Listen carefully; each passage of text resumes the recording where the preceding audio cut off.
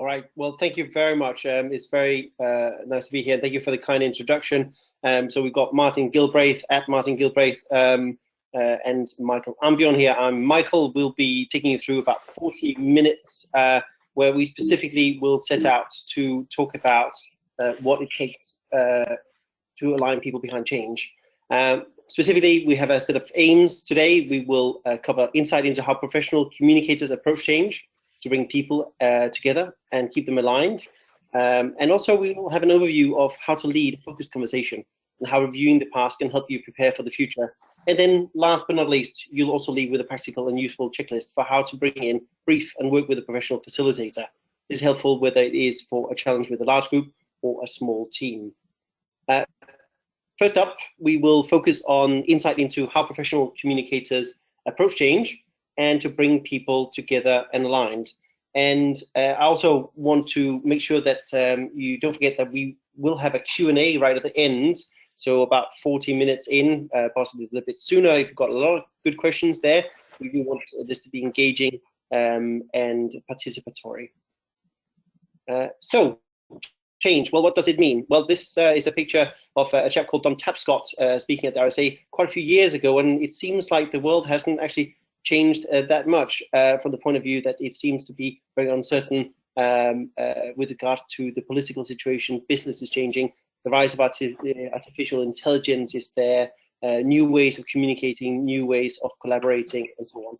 And really the conclusion is that command and control is not fit for the 21st century. We have to become more agile, and basically ignoring alignment comes at a cost. So let's talk about how we can address this. Well, basically, there is an inconvenient truth about change management. Here's some research done by Scott Keller and Karen Aiken from McKinsey & Company, but also carried out elsewhere, if you're familiar with Kotter and similar academics, and they come to the similar conclusions, which is basically that a very large number of change projects actually don't work out. Essentially, only 30% of them succeed, and about 70% of them fail. And we're not talking about little two-person projects necessarily, we're talking about very large change programs. And the number one reason for that is basically because they're not bringing people with them. Technology on its own doesn't solve problems. You actually need people to come along with you. And what we are actually asserting is a useful West African proverb, I think both Martin and I have used at one time or another, which is that if you want to go fast, you can indeed go along. But if you want to go far, go together. And that's what we'll be exploring today, practical ways of understanding how to do that and also how to go about it. So if you recognize any of these, you're probably in need of an opportunity to reflect and think about alignment and the opportunity of the tools and methodologies that we set out today. Things like stakeholders saying that they don't feel involved. Perhaps you spend a lot of time putting out fires. Perhaps your governance structures are creaking. And also it might seem like people are pulling in multiple different directions. Well, what can be done? Those of you who read Peter Drucker, the management theorist, will know that culture eats strategy for breakfast. And in fact, many of you will be familiar with this in your organizations, where a well-meaning change initiative has come in and basically come up against the prevailing culture within the organization, whether formally expressed or perhaps simply through informal practice. So what do we recommend? Well, we suggest you get up earlier and use tools that work to meet your strategy imperatives, and that's exactly what we will cover today. So here's quite a complex slide. It sets out the why, the how, and the what, to basically bring alignment, clarity, and improvement on an ongoing basis, and basically get you ongoing results. And this really is in a nutshell. We all want our initiatives to succeed, yet we are up against the odd. Like we talked about, 70% of them fail. And we want to use people-centered methodologies to achieve it.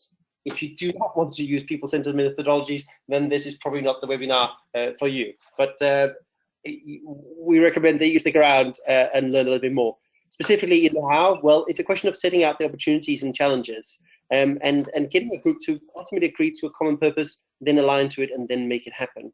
And what are the underlying methodologies that you can use? Well, there's obviously an element of communication. That's actually the structured follow-up to a large extent.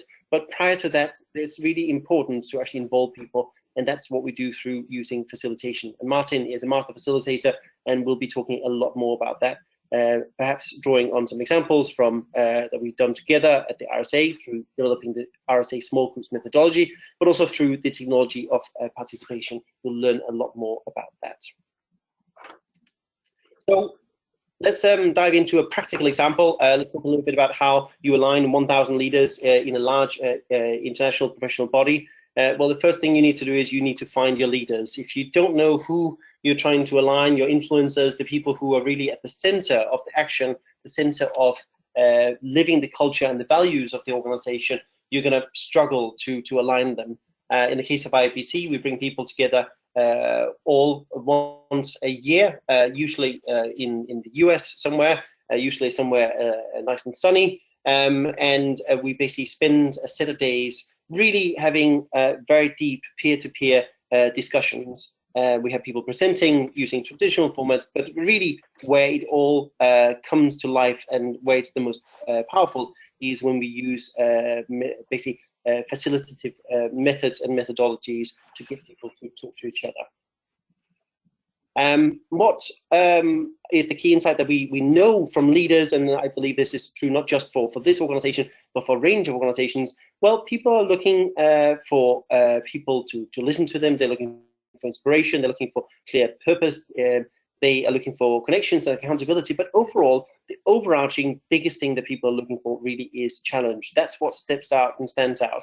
And that's really where a strong facilitation and strongly accountable communication could come in and play, where you basically raise the bar rather than trying to lower the bar to deliver stronger impact and results on behalf of, for example, an organization like this, which is trying to build and improve on the global profession of communication, specifically business communication, but also, of course, can be used in a range of other settings. So let's talk a little bit about communication before we get into the facilitation. And I'm just going to share a couple of thoughts here. This is from a wall, actually from an advertising agency here in London, but the point is well made. It's easier to complicate than simplify. Simple ideas into the world quicker and stay there longer. Brutal simplicity of thought is therefore painful necessity. And that really comes back to the fact that when you are trying to communicate with people, make sure that you understand yourself what you're trying to do. And in fact, that carries over to when you engage a facilitator, you've got to be clear about what it is that you're trying to achieve with the group. So I also want to add a little bit of data to that, which is some research, a chap called Stephen Welch, an expert in communication and engagement. And I did recently, basically surveying 100+ organizations representing more than 1 million employees. You can find more about this if you search for #11ways. And what we found is that the high-performing organizations tend to strongly align their organizational strategy and goals to their communication, whereas the basically not so high-performing organizations did not do that. And that comes back to that clarity. So that strong strategic intent, that really is absolutely essential, whoever you're working with. And specifically for communications, I want to just talk a little bit about some of the methodologies that are prevalent and extremely useful in that sphere before we get into talking about other professions that you might want to draw on when you do a change project. And in the case of communication, there's something called the IBC Global Standard, and it's basically set out here on the left. We recommend this particular sequence.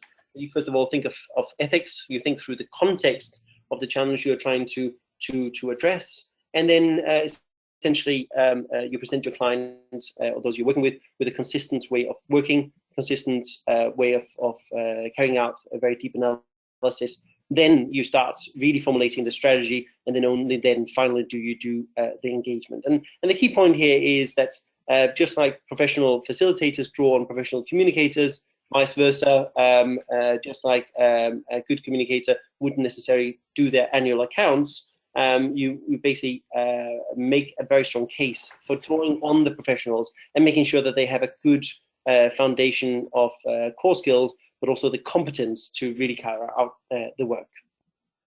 And that also links into then understanding really who are the people that you're trying to influence, who you're trying to work with. And from communications, we spend a lot of time doing stakeholder mapping that can help you make sure that you basically think about who are the right people in the room, who needs to be there, who needs to be participants, and who need to basically be collaborators in this particular process. And the good news is that a good professional facilitator can also help you think through this as if you commission one for a particular change project. In the case of IBC, going back to that practical example, one of the key things that we needed to do in order to align people was simply to define basically who does what, to set out basically clear freedom within a framework, reminding and reassuring our leaders that basically they're all highly interdependent. There's 1,000 of them, and then they can all learn and support each other. But the learning and supporting is the most powerful if they're clear about not just what their role in the organization is, but also clarity around where the organization is going. And one of the key things within that in communication is really simple dialogue. It is basically the foundation of Western philosophy. In fact, most of the philosophy at one time or another comes down to dialogue, basically two people or more having a discussion around what a particular topic is and trying to clarify it. And these are some powerful open-ended questions that I recommend that you use when you are working with your peers, colleagues, partners, and clients. They're really useful. But this really is also a two-way street, we mustn't forget. Basically, good listening is a thing that needs to go both ways, both forwards and backwards. And I just want to introduce you to an entry-level way of aligning people, which is simply to show that you understand them. So playing back what they're saying to them. So it seems like you feel that we need to address this issue. It sounds like, and so what you are saying is that, and so on and so forth. It's really a very, very effective way of making sure that both you understand clearly what the other person is saying, but also that they hear back that you've understood. But really, when we get to the strategic level, it gets a bit more sophisticated. There's a very clear structure that Martin will talk a lot more about, which is really around making sure that you think through this in a sequential format that really suits the human brain extremely well, which is that we don't necessarily jump to the interpretive, let alone the decisional, that we actually go through the proper process of thinking, first of all, of the facts, then our reactions, and then build meaning, and finally come to a resolution.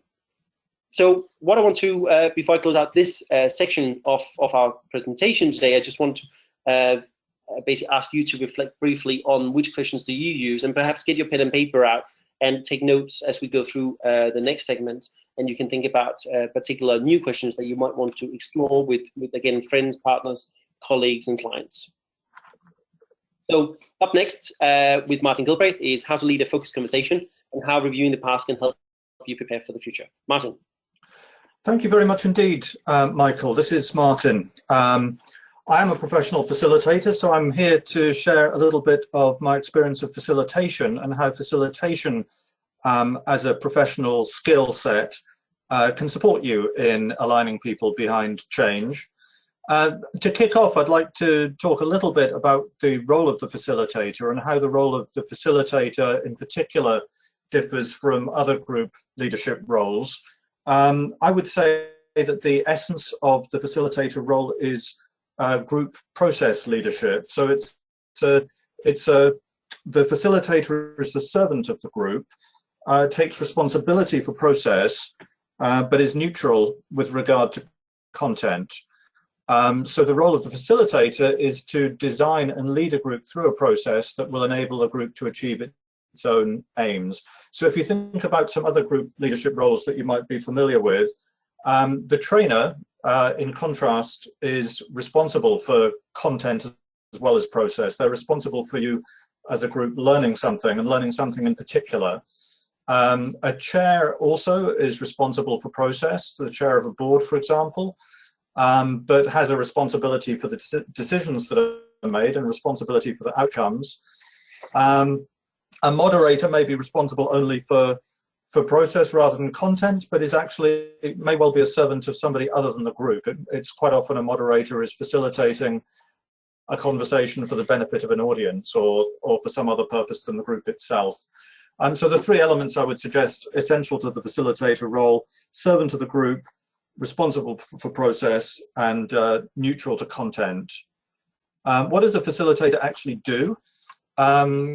This graphic you see in front of you is from a short video clip that I use in facilitation training.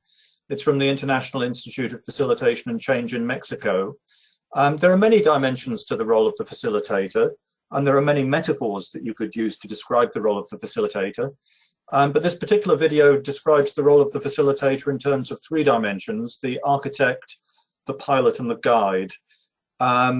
So essentially, part of the role, one dimension of the role of the facilitator, is to work with the client or with the group to identify the group's needs, what it's trying to achieve as a result of the change process, for example, and then to design a process in collaboration with the client and the group, to design a process that will be strong but flexible and that will enable the group to achieve its goals.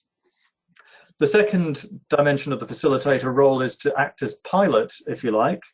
If you use the metaphor of a journey for the group process, the role of the facilitator is to pilot the plane, to make sure that the group gets where it needs to go to, and to land the plane safely with everybody still on board, arriving at where they need to be. The third role of the facilitator is perhaps underappreciated, under-recognized in many contexts. It's the role of guide. Continuing on the metaphor of a journey, the role of the guide on the journey is to support, but also perhaps sometimes to challenge the group, to help them negotiate any difficulties in the terrain or in their relationships with each other as they negotiate the journey to their destination. So these are just three dimensions of the facilitator role. Important, though, to consider that the role of the facilitator is not just about what you do with the group when you're in the room together, but also how you prepare for that, how you follow up. And this is really where the role of facilitator and the role of professional communicator have so much to add to each other.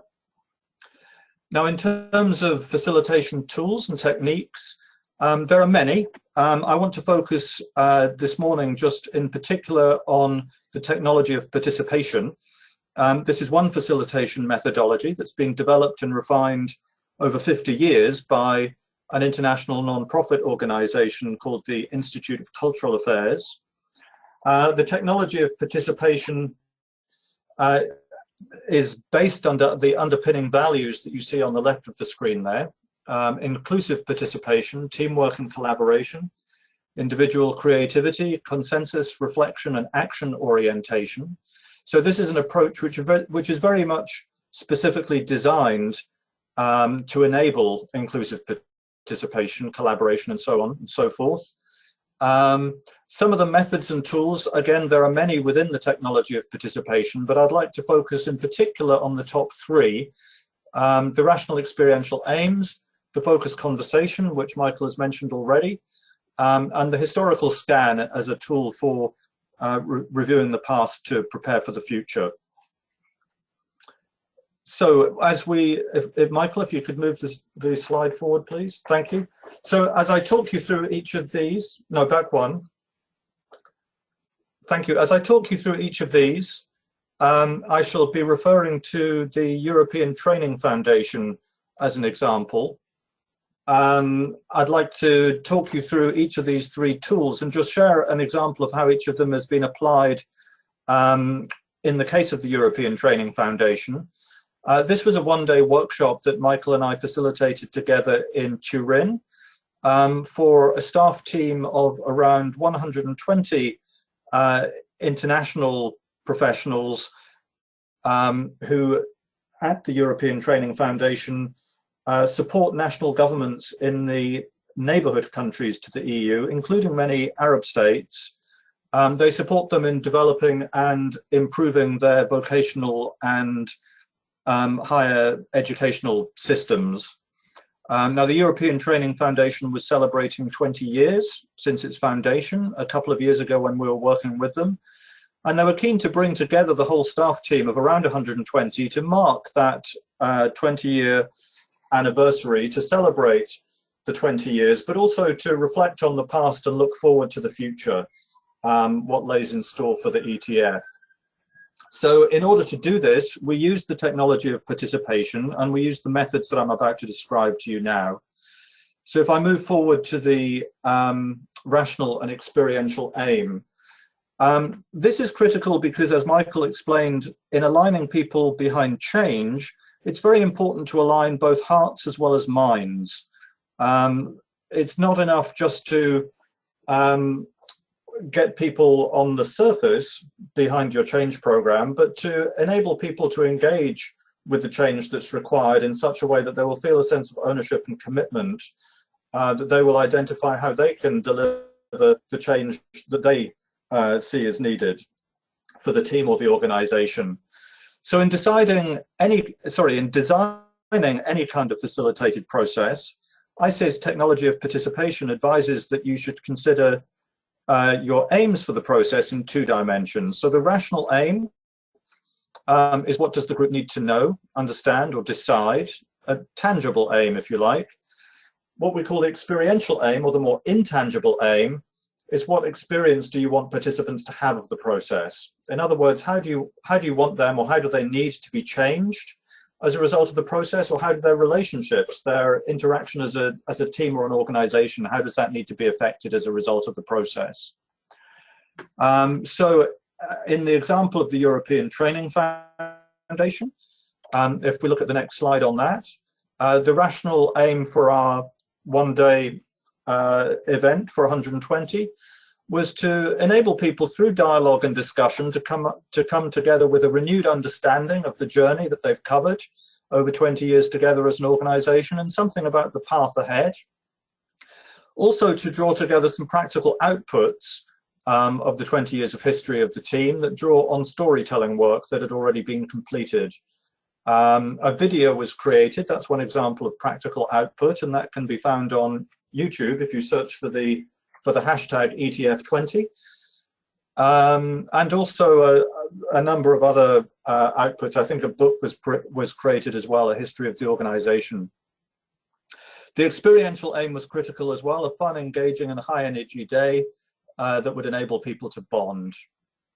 Now, how did we achieve all of this? The ORID framework that Michael has alluded to earlier is critical, and this is the basis of the focused conversation method, and underlies the whole of the technology of participation approach to facilitation.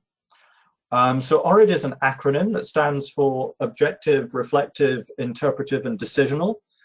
And this is, in summary, this is a model of how we as human beings experience life. The model suggests that we all experience life first in terms of our sensory experience. So we see, hear, taste, touch, or smell something, which tells us that we're having some sort of an experience. In response to our sensory perception, we have some sort of interior reflective level response at the level of the heart.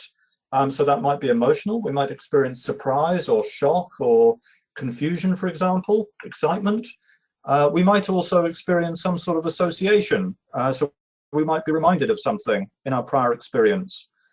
It's only after those 2 levels of the sense and levels of the heart that our head begins to kick in. We begin to make sense or ascribe meaning to our experience. And finally, at the decisional level, to decide what relation we will take to that experience. That may be an actual decision in terms of what shall we do, or it may simply be a conclusion that this is what it means to me, this is how I shall relate to that experience. If I give you an example, very simple example from daily experience, when my alarm clock goes off in the morning to wake me up, I roll over in my sleep, semi-asleep, switch the mute or the snooze button to make it stop, gradually become awake, realize that I have to be up for an important engagement this morning, and decide to switch the light on. So in the space of a few seconds, I've gone through 4 levels of the ORID process. Now, the purpose of applying this model of human experience to facilitation is that facilitation is about leading a group through human process. The model enables you to design and lead a group through a process which is a natural process that helps to ensure that the facilitated process addresses or preempts any power dynamics, other patterns of dysfunctional behavior that might prevent a group from being at its most productive. Now, in order to apply the 4-level model to the focused conversation method, essentially what you do is you design a series of questions to lead a group through those 4 levels. So you'll see that on the next page. You first of all decide what are your rational and experiential aims for the process. You consider what kind of questions would you ask the group in order to bring out the objective level data in relation to the experience, in order to bring out people's reflective level responses, and then the meaning they make, and then the decisional level at the end. So if I give you an example, returning back to the European Training Foundation, the questions that we asked in this case, we asked them, first of all, the 120 people. Michael, if you could take me back one slide, please.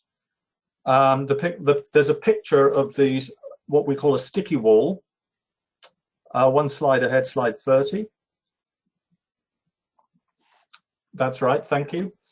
So what we ask people to do is brainstorm events and milestones in the history of 20 years of the organization and plot them on a timeline on what we call a sticky wall. You can see that in the photo in front of you. And then we had a conversation, essentially, about the events and milestones that we shared. And that's where the questions come in. So in the next slide, you'll see some examples of the questions that we asked. What events have we shared in the 20-year journey of ETF, and what questions of clarity do you have? That's about ensuring that everybody's on the same page, everybody has a shared picture of what the journey is that we've been through together. And then we invited people to share stories, share anecdotes of some of the highlights and some of the struggles that they'd been through together as an organization. And many of the staff in this case had been in the organization for a long time. As an international organization that taken many overseas missions, had many interesting experiences, and had lots of stories to tell. At the interpretive level, we asked people to identify trends over time in the past, but also looking towards the future. What does the future hold for the organization? And we asked people to discern chapters in their shared history and ask them what they could learn from the history and what it means for the future, what it means for how they work together. And then finally, what next? What difference does this conversation make? What shall we do differently as a result of this conversation? So there's just an example of how, in concrete terms, of how a simple but powerful 4-level model can enable you to design a simple conversation or a longer, more elaborate process to enable a larger group to reflect on its past and prepare for its future. Critical in a change process. If we look at the next slide, just very briefly, this is just to give you an indication of how the same 4 levels can be applied in designing any number of more complex, more elaborate facilitated processes. For example, a 15-minute conversation of a small group of, say, 16 to 18. We've used the same 4-level ORID model for a Twitter chat, and Michael will share with you a little bit later as we close the presentation on the results of a Twitter chat that we held a couple of years ago on this same question of what does it take to align people behind change. The methods and the models of technology of participation can be used very effectively in conjunction with other tools and methods as well. So, for example, World Cafe with a group of 60 or more. You can also design a half-day, a whole day, or a several-day process following this 4-level framework. It enables everybody to participate at their strengths, recognizing that some people, some cultures are more comfortable and stronger working at one level than another. It enables you to lead a group through a process which is inclusive, but also which is focused and most important of all, which is productive. I'm just going to show you very briefly a couple of additional slides that relate to other tools and techniques. And I'd invite you to ask questions and share your own experience in the Q&A session at the end if you're interested in some of these. Just to say here that as a facilitator, questions are absolutely your critical tool. ORID is a very powerful framework to enable you to get the most out of questions, but there are other structures and other approaches to questions and use of questions as well. I've referred to the use of a sticky wall and the use of a visual approach. We could talk a lot more about that, but just to make clear that people have different learning styles. Not everybody responds as well to oral engagement. Visual engagement and kinesthetic engagement, movement are also very helpful in engaging everybody in a diverse group. As a facilitator, you need to take into account the space that you have available and the layout, how you use the space, how you form people into subgroups to work individually and in small groups as well as in plenary, how you apply technology, and this in particular in relation to virtual facilitation, but in face-to-face facilitation as well, technology can be very important. How do you demonstrate teamwork as a facilitator by working together with a co-facilitator or as a team of facilitators? And what sort of tools and methods, besides the technology of participation, what other tools or methods could you use, and how could you respond to difficulties, which is very often a key concern with any group leaders. The next slide gives you a very brief indication as to some of the types of methods that you might be looking for as a facilitator as you're preparing and leading a group through a process. Methods for getting started, for sharing information, for process and thinking through issues and questions, and for bringing a group to a conclusion. The International Association of Facilitators hosts a methods database on its website, which has literally hundreds, perhaps even thousands of methods which are searchable. Of course, it's not only methods and tools which are critical to effective facilitation. It's very important that you have a skilled and experienced facilitator who knows what kind of methods to use for what purpose and how to get the best of them. My final slide, it's also very important to have strategies and not least skills in responding to conflict, responding to difficulties in a group. We could spend an entire session talking more about this, but here's just a few examples of some of the difficulties that can sometimes arise in group process leadership. So I hope that's given you a little bit of an introduction to the role of the facilitator in helping to align a group behind change. Michael, would you like to bring us to a close? Absolutely. Thank you for that very useful overview. I've also just tweeted a couple links there if you go to align.your.org on Twitter, and I'm sure if you follow Martin Gilbraith, you'll find lots of resources as well that are very useful if you're a facilitator or want to bring one in to help support your team. So in conclusion, a practical and useful checklist for how to bring in, brief and work with professionals. That's what we will cover next. And I just want to say that this is really helpful, whether it is for a challenge with a large group or a small team. So there's basically lots of different settings where this will be useful to you. So do sharpen your pencil as we go through this. And again, we will take questions at the end. Facilitation and communication skills. What is it that a good facilitator is able to do well, and what is it that a good professional communicator is able to do well? Well, first and foremost, they will establish standards and methodologies. Just like your accountant, just like your lawyer, you know, they don't make it up randomly. There's a very strong basic community of practice and ultimately standards and also basic competency criteria in play here. So let's talk a little bit more about those. In the case of facilitation, so as you heard Martin mention, and you probably saw in his profile, he's a certified professional facilitator. And in order to become one, you basically need to show competency in these core facilitation competencies. The ability to create collaborative client relationships, plan appropriate group processes, create and sustain a participatory environment, guide the group to appropriate and useful outcomes, build and maintain professional knowledge, and model a positive professional attitude. And I would recommend that if you are going to work with a facilitator, hire them in, then this is the set of basic competencies that you have a conversation with them. And also ask, of course, for case studies, ask for examples, ask for references. Who can I call and talk to who has worked with you previously? And of course, as probably goes without saying in the 21st century, use Google or whatever search engine you do to do your own background research on the people that you're looking to work with.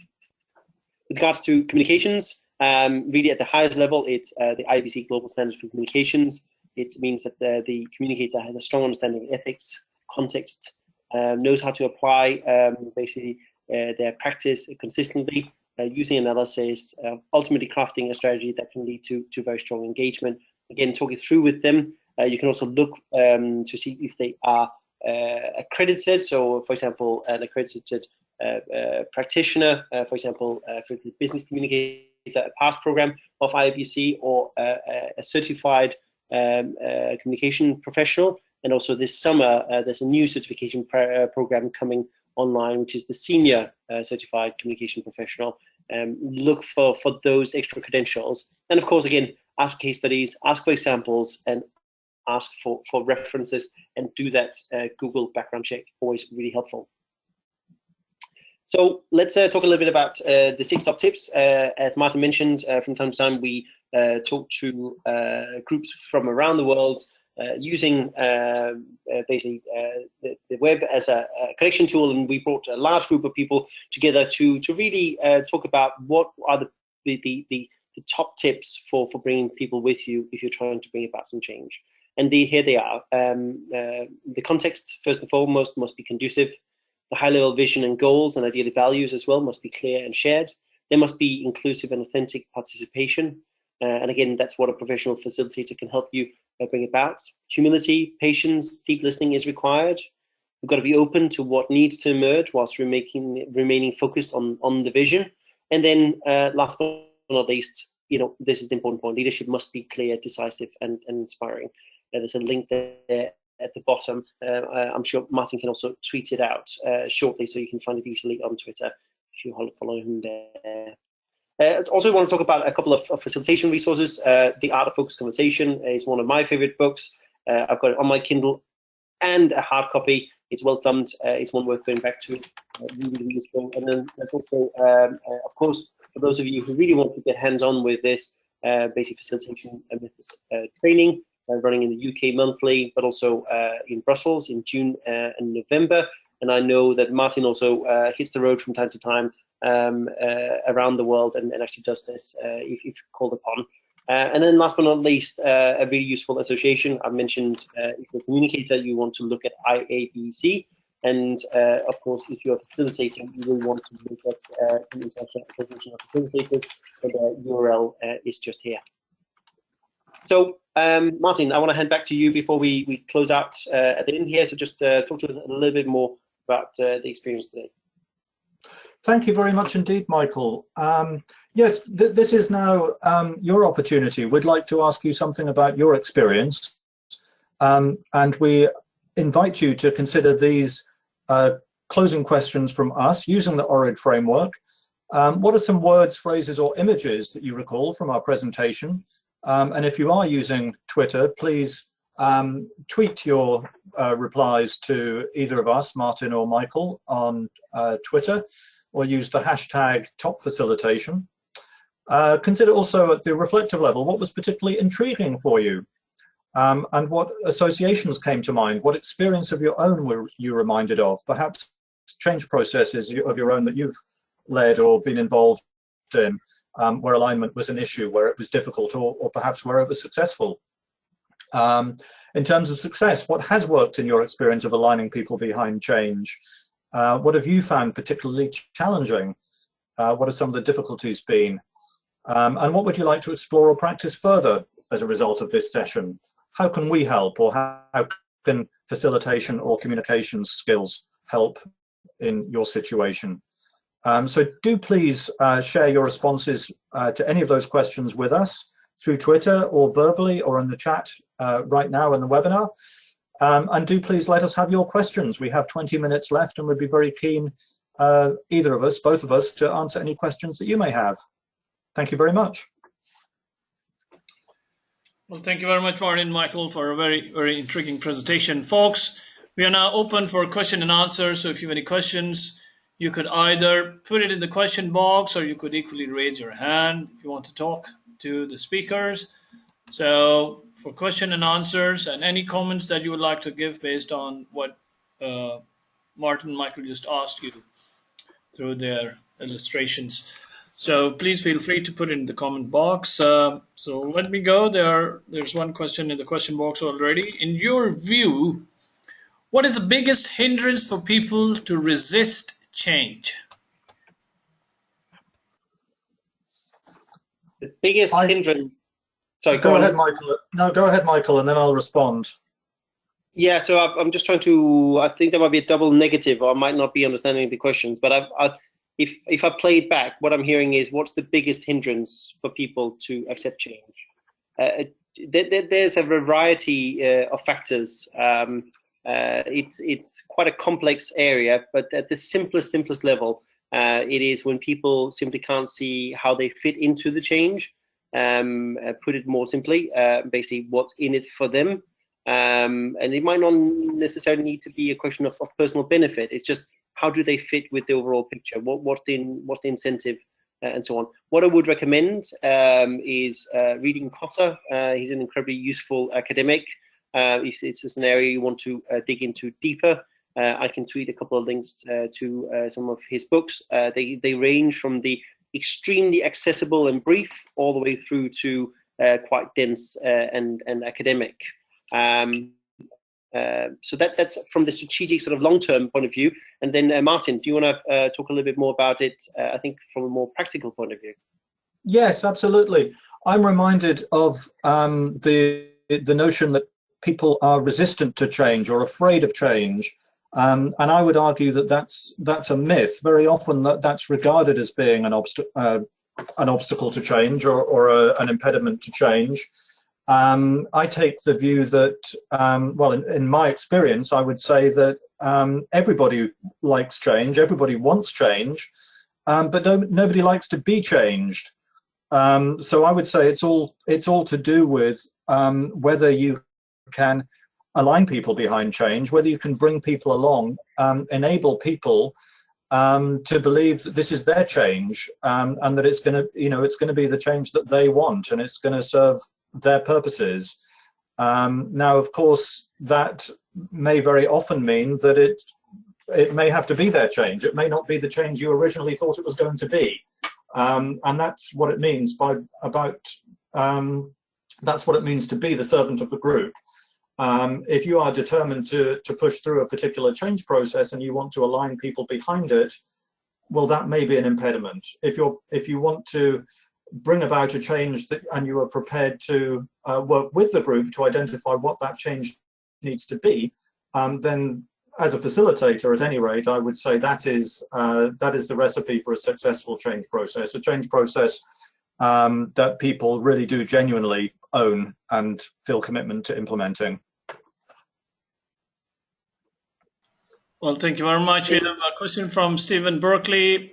Michael, can you elaborate on your point number 5 in your 6 top tips on be open to what needs to emerge? Yeah, I think actually Martin just addressed that to an extent, but maybe I can underscore really the fact that when you work with people, they are people and they have different desires and interests and wants and needs and so on. And if you want to bring about change that is, fully controllable and extremely linear and does exactly as you intend, then you probably should work with machines rather than humans. Whenever you work with people, you've got to build in some flexibility, some humility, and some listening into it, and be open to the fact that from the floor of, for example, a working group, new ideas might arise, new facts, or new insights that ultimately leads to a change in direction. Absolutely, and I think this relates to your quote, Michael, about culture eats strategy for breakfast, and this is why it's so important to plan and prepare for the experiential outcome of a process as well as the rational outcome of a process. This is where difficulties may often arise in any kind of group process, not least change processes. The difficulties very often are people difficulties, and it's by treating people as whole people and addressing their experiential as well as their rational side that you can enable change processes to be a success. But it does mean being open to what may emerge. Thank you very much. And we have another question, last question.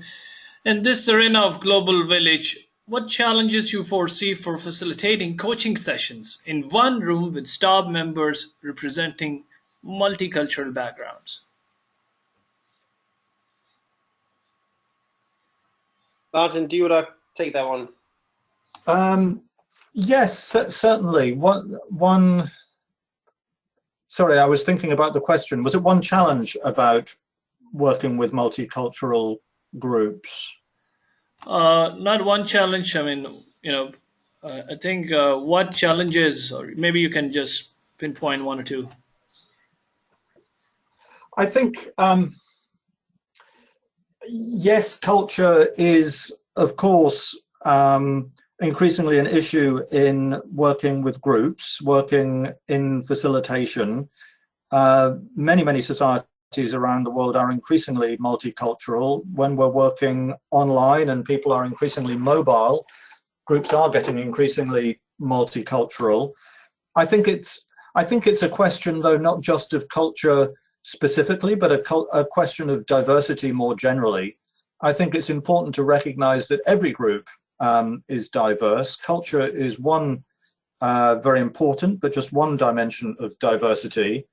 I would say it's to do with recognizing people as individuals, and however much you may be dealing with a particular culture or a particular number of cultures or range of cultures, it's important to treat people as individuals and treat everybody as unique, and recognize that even if there's a very visible cultural difference between two people of different cultures in a group, or two factions, if you like, there may be any number of different dimensions to diversity in the group which are less visible, and it's important to bear those in mind as well. So I think one way of addressing this is to use tried and tested techniques such as the technology of participation, which have been developed and refined over decades all over the world, and used successfully in many different cultures. But it's also very important to work in such a way, to use multiple ways of working that can be inclusive of all dimensions of diversity.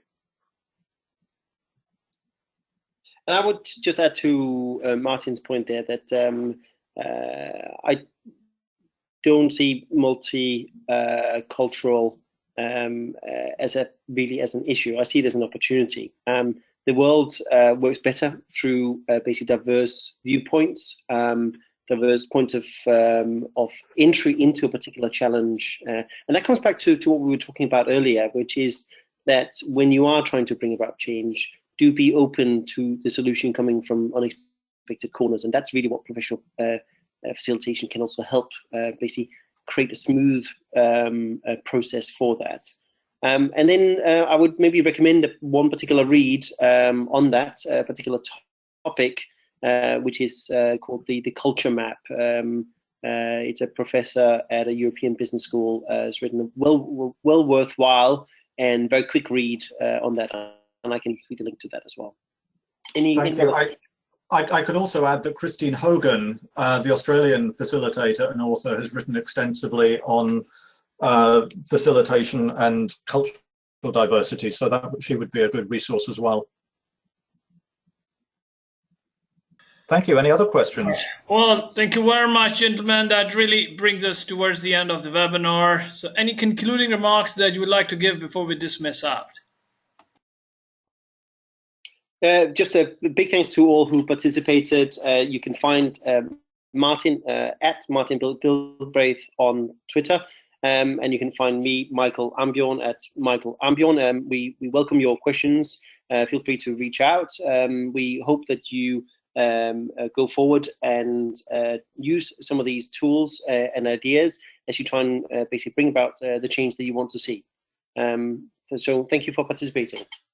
Absolutely. Thank you very much indeed. It's been a pleasure. Good day. Well, thank you very much, Michael and Martin. I really want to thank you on behalf of the Madinah Institute for Leadership and Entrepreneurship for your valuable time to deliver this live webinar. So once again, gentlemen, thank you very much. And thank you all of those who participated in this webinar. We are recording it, so please stay tuned to webinar.maya.org to learn about our upcoming webinars, programs, and equally to access the recorded version. With that note, we'd like to end and conclude. So you all have a good day, good afternoon, good evening, wherever you're calling from. Assalamu alaikum wa rahmatullahi wa barakatuh. Thank you very much.